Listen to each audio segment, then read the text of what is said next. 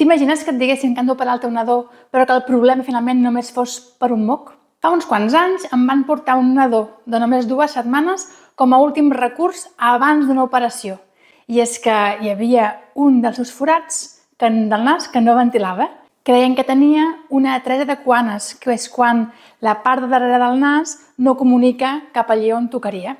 I, per tant, el volien operar per permetre que l'aire pogués passar per la seva nariu. En aquella ocasió, un simple rentat de nas va poder evitar l'operació. I és que no era qüestió que anatòmicament el tub estigués tancat, sinó que el que tenia era un tap de moc sec en una de les 2 narius. El vaig valorar, vaig veure que per una nariu sí que passava l'aire i ja que estàvem allí vaig decidir provar de veure si en una posició controlada i amb una introducció de suero també molt controlada, a veure què passava. I sí, vam aconseguir que l'aigua entrés d'un costat, sortís per l'altre i arrossegar aquell tapet de moc que estava ocasionant aquest problema. No era una atresa de coanes, era simplement un moc sec.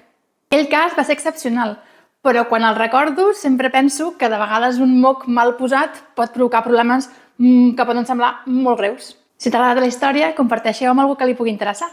Salut inspirat!